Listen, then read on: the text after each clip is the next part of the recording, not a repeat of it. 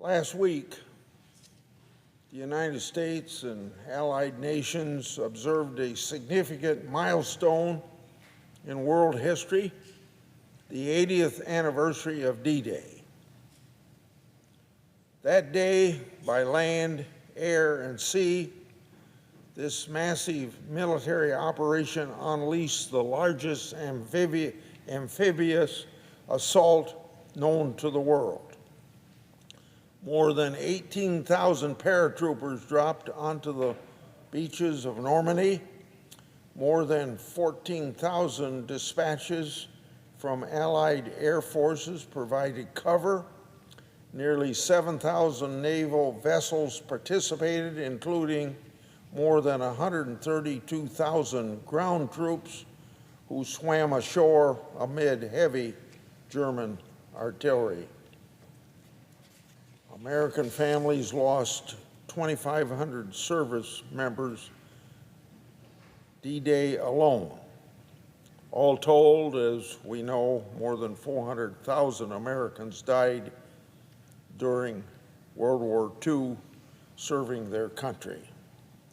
These courageous patriots defended America's standing as the beacon of hope and freedom around the world. The sacrifice of American people to back the war effort allowed the United States to flex its military superiority alongside the Allied forces.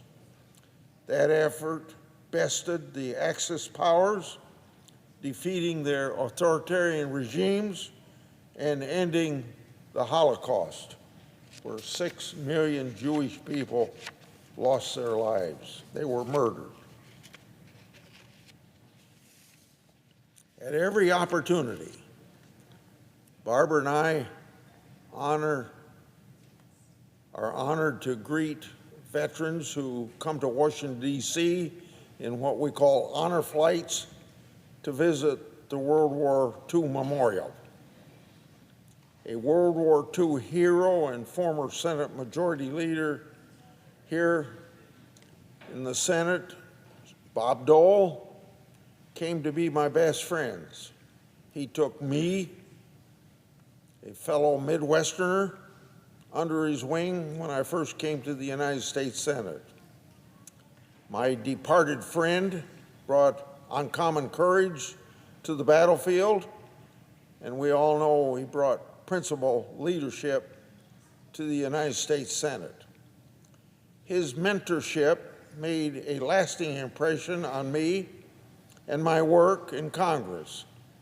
That includes a non-negotiable tenet of Americans' national security, which is peace through strength. You see, widespread isolationist sentiment kept the United States from entering World War I and World War II. Americans stayed on the sidelines until the cost of aggression was too high and the threat to U.S. became obviously more acute. Separated as we are from Europe and Asia by two vast oceans and wishing no one any harm, Americans would naturally feel that we ought to be left alone and ignore foreign conflicts. Now, here's the lesson for today. The United States learned this lesson from World War II. Preventing and stopping aggression very early is much less costly in dollars and lives. We learned what happened when you wait, when unchecked aggression has lit the world on fire. We are forced to fight a devastating world war. That is why the United States led allies in creating the North Atlantic Treaty Organization, better known as NATO. This most successful defensive alliance in history turned 75 this year. Now, this brings me to the purpose of my comments today. Over the next few months, I'll be drilling down on the issue of America's military readiness. I have grave concerns that the U.S. military has too many clinks in its armor. For the first time in decades, the invincibility of the U.S. military is questionable, which compromises the safety and security of 330 million Americans. Scaling back resources for the U.S. military year after year undermines morale, weakens troop preparedness, and sends a dangerous signal to Americans' allies as well as our adversaries. Now, none of us, including this senator, need a crystal ball to see what's on the horizon if the United States of America allows our military to wither on the vine. Unless Washington turns things around, the slippery slope that we're on will trigger an avalanche of no return. The U.S. military can't afford to play second fiddle to anybody or any country, anywheres. Our adversaries around the world take great delight when defense hawks clash here in the Congress with those who want to slash Pentagon spending to spend more on social programs. The guns and butter debate takes place every year when appropriators open and close the public purse. A recent Gallup poll gauging the public's pulse on the U.S. military surprised me. I hope it surprised a lot of my colleagues. While I've long known Congress doesn't earn high approval rates from the public, I didn't expect public confidence in the military to slide to a level not seen since the threat to U.S. power during the Cold War. It dipped down to 60% in 2023 compared to a record high of 85% following the Gulf War in 1991 and rising again after the attack in New York on 9/11. Just 2 weeks ago, on Memorial Day, communities across Iowa and nationwide honored fallen hometown heroes. These are the beloved sons and daughters who made the ultimate sacrifice in service to our country, leaving their dreams and grieving Gold Star families behind. Throughout American history, tens of millions of American patriots put their lives on the line to protect U.S. national security, defend our allies, and fight tyranny and terror from distant shores. Since my first term in the United States Senate, I've worked hard to advocate strengthening combat readiness and ensure our troops have what they need to do their job. As a Pentagon watchdog, my efforts to root out waste, fraud, and abuse are rooted in one fundamental principle. That principle is the top priority of the federal government is national security, period. The phrase peace through strength has become known as the Reagan Doctrine and was espoused by my good friend from Russell, Kansas, Senator Dole. This philosophy aligns with my crusade to fix the fiscal mess that undercuts the Department of Defense and undermines morale of our troops. Every dollar lost to fraud is one less dollar for military readiness. However, my bipartisan work on this issue shows that I'm not for writing the Pentagon a blank check. Protecting taxpayer dollars and boosting military readiness aren't mutually exclusive. On January the 8th, 1790, in his first annual address to Congress, President George Washington said, quote, "To be prepared for war is one of the most effective ways of preserving the peace," end of quote. Our nation's 40th president continued President Washington's legacy.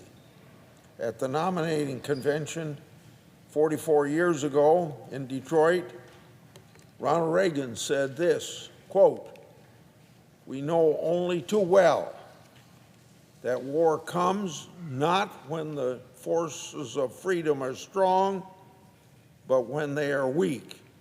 It is then that tyrants are tempted," end of quote. During his 8 years in the White House, President Reagan modernized the U.S. Armed Forces. The U.S. Army grew by 2 active divisions, and the U.S. developed new weapons systems to thwart nuclear attacks. Reagan stared down the evil empire, those are his words as he referred to the USSR, and ended the Cold War. The Reagan Doctrine taught us really what works. On the other hand, the appeasement of Presidents Obama and Biden has only incentivized our adversaries to take another inch. Think of the uncertainties that we have today, which arguably stemmed from the Obama administration airlifting pallets of cash to Iran, followed by Biden administration lifting sanctions. Given their public action, I wasn't too surprised when FBI whistleblowers recently came to me with records showing just how easy on Iran the Obama-Biden administration really was. Their own Secretary of State, John Kerry, actively worked to prevent dangerous Iranians from being arrested in order to protect this reckless negotiation that ended up being the Iran nuclear deal. It's never been a secret that Iran uses its wealth to underwrite terrorism in the hopes of wiping Israel off the map. And they also have a target on the United States. To give another example, think of the uncertainty in Eastern Europe when Putin annexed Crimea in 2014. The world blinked. Now he's waging war in Ukraine and itching to knock down the doors of the liberated Baltic states, Poland, and elsewhere to resurrect the old Soviet Union.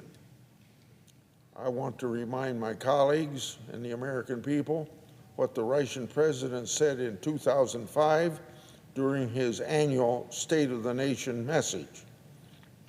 He called, can you believe this? He called the collapse of the Soviet Empire, quote, the greatest geopolitical catastrophe of the century, end of quote.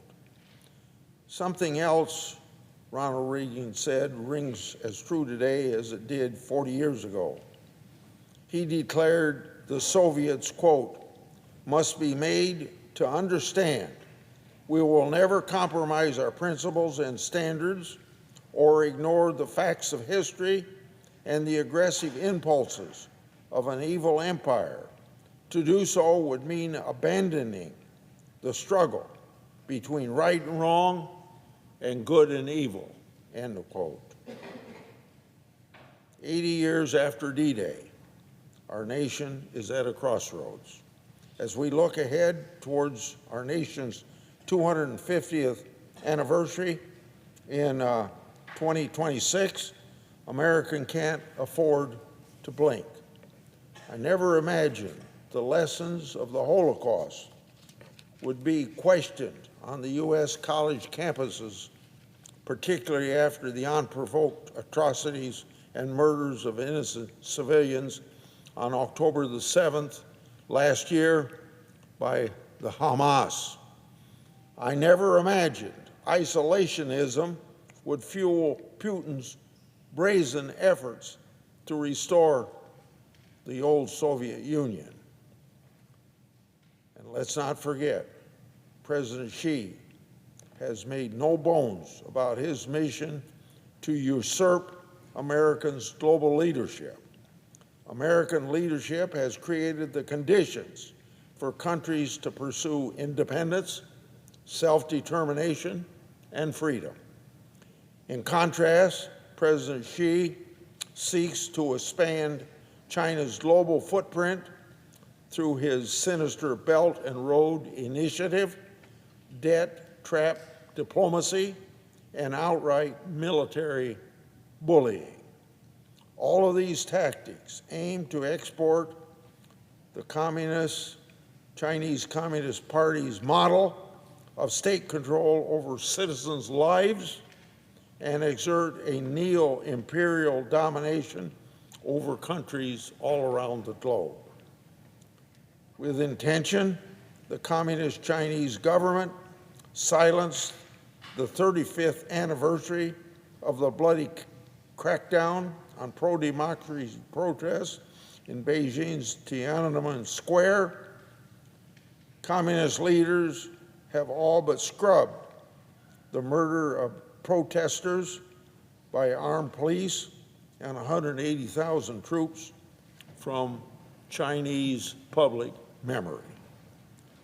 Let there be no mistake, authoritarianism regimes use any means necessary to censor free speech, snuff out economic freedom, and pursue and persecute religious freedom.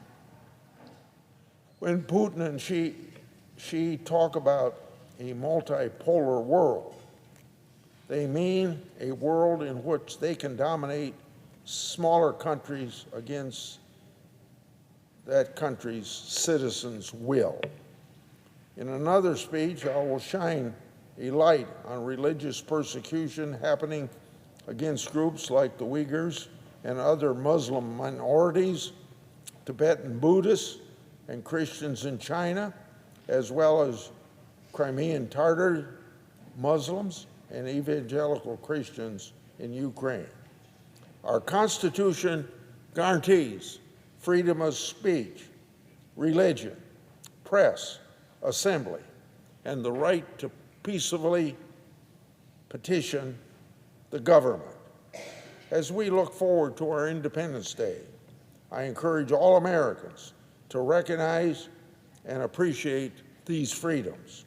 And if Americans want to guarantee these freedoms, peace and prosperity for generations to come, we cannot blink in our commitment to promoting peace through strength.